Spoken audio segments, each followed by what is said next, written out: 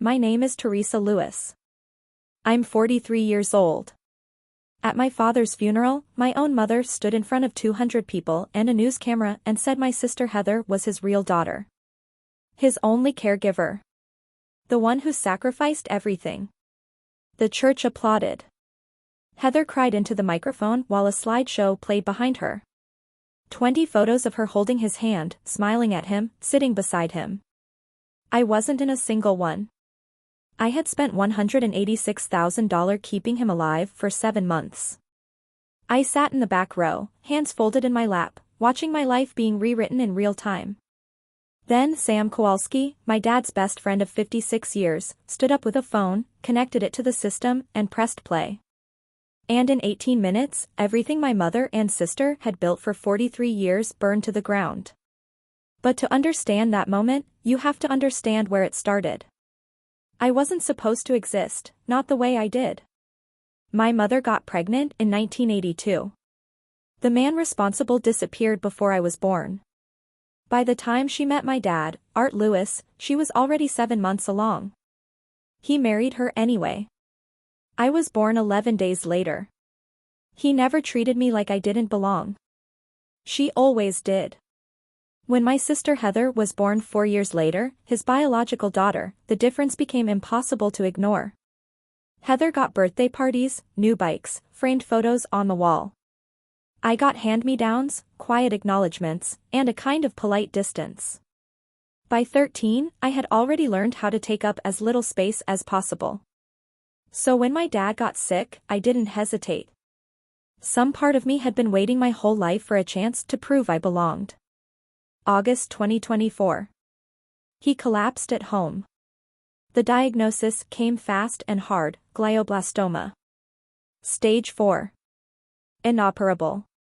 Months without treatment, the doctor said. Maybe a year if we're aggressive. There was a clinical trial in Philadelphia. Immunotherapy. Not covered by the VA. The cost to access it was around $80,000. Heather said it was unrealistic. My mother said we couldn't afford it. I said, I can. I emptied everything. My savings. My retirement.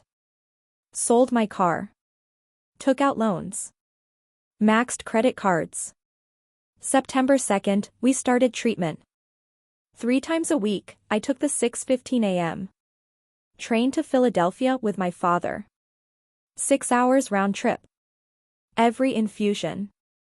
Every appointment. Every setback. I sat beside him when the nausea hit. Helped him walk when he was too weak to stand. Carried his medical folder everywhere like it was something fragile and sacred. I worked 2 jobs to keep paying for it. Grant writing during the day. Applebee's on weekends. Some nights I got home so tired I didn't remember the drive. By November, I had spent over $140,000. Heather hadn't spent $1. But that wasn't what broke me. What broke me was watching her turn it into content. Short visits. Always with a camera. Photos of him in bed. Videos of him talking about fear, about forgetting things.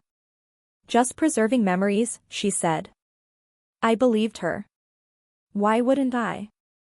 For a while, the treatment worked. The tumor shrank. He had good days again. He laughed. Told stories. We even went to Sam's bar one afternoon, and for a few hours, he looked like himself again. Then it came back. Fast. Aggressive. By mid-November, there were no more options.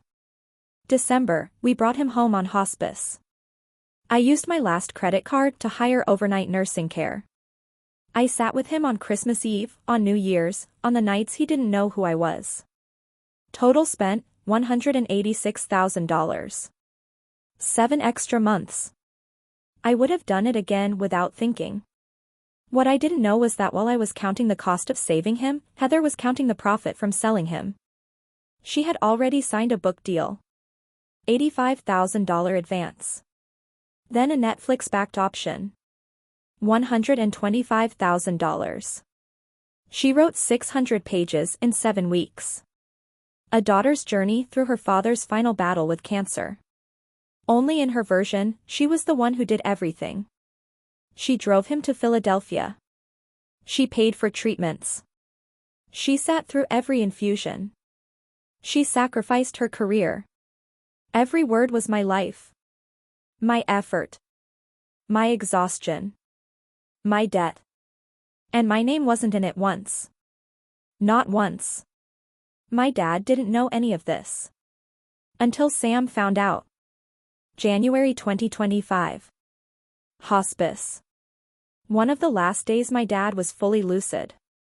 Sam brought him the manuscript. Sat beside him and read. Page after page. My father didn't interrupt. Didn't react. Just listened. Then he asked one question. Teresa isn't in it? No, Sam said quietly. Not once. My dad stared at the wall for a long time. Then he asked how much she had made. When Sam told him, something in his face changed. Get me a phone, he said. A few days later, Sam set it up. February 8, 2025. My father sat in his chair, weak, hands shaking slightly, and recorded an 18-minute video. He started with the truth. I wasn't his biological daughter. But I was his daughter. He told the story of my birth. Of my childhood. Of the way I had been treated in that house. Then he told the truth about the last 7 months. He had kept a calendar. From diagnosis to the end, 210 days. I was there 184 of them. Heather visited 12 times. I spent $186,000. Heather spent $0. He held up her manuscript. Read lines out loud. I drove him to Philadelphia 3 times a week. He stopped. That was Teresa. Again and again. Every sacrifice, mine. Every credit, hers. Then he played the recording. My mother and Heather talking while they thought he was unconscious. What about Teresa? She's not part of this narrative. She might make trouble. Let her. Who's going to believe her? I have the book. I have Netflix. What does she have? She has debt. They laughed. My father let the silence sit. Then he looked directly at the camera. Teresa, you are my daughter. You gave me time. You gave me dignity. Everything I have is yours. He held up his updated will. Everything left to me. And then he said the one thing I had waited my whole life to hear. You were always enough. 20 days later, he slipped into a coma. He never spoke again. March 18th, he died. I was holding his hand. 4 days later was the funeral. Heather turned it into a production. Camera crew. Slideshow. Carefully written speech. She stood there and told my story like it belonged to her. The room believed her. Until Sam stood up. This is Art's final message, he said. My mother tried to stop him. He didn't even look at her. He pressed play. 18 minutes. You could feel the air shift. People stopped breathing. Stopped moving. They heard the numbers. The dates. The truth. They heard the recording. They heard my father say my name. By the end, no one was looking at Heather anymore. They were looking at me. My mother stood up and walked out. Didn't say a word. Heather stayed at the front, crying, but no one moved toward her. Sam walked over to me, pressed an envelope into my hand. He wanted you to have this. Inside was his lawyer's card. And a note. You gave me time. I'm giving you freedom. By that night, the video was everywhere. Millions of views. The fallout was immediate. The publisher canceled the book. Demanded the advance back. The Netflix deal disappeared. Her agent dropped her. Her real estate license was suspended. Her husband filed for divorce. My mother moved away. And I did what my father had given me the power to do. I filed a lawsuit. Fraud. Defamation. Unjust enrichment. The evidence was overwhelming. Her own contracts. Emails. Hospital logs. My train records. She settled. $546,000. Every dollar she made from that lie returned. My expenses repaid. Punitive damages on top.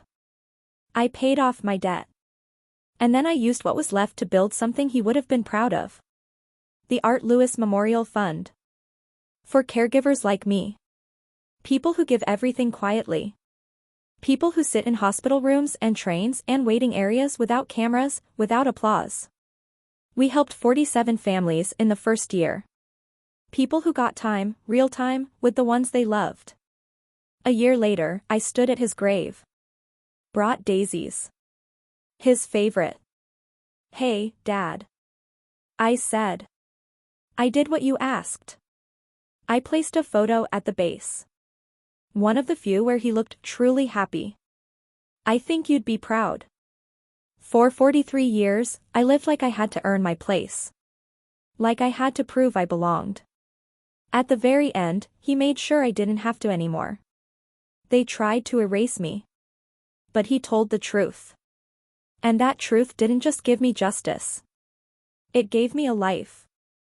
Because sacrifice isn't wasted. It's sacred. And it deserves to be seen.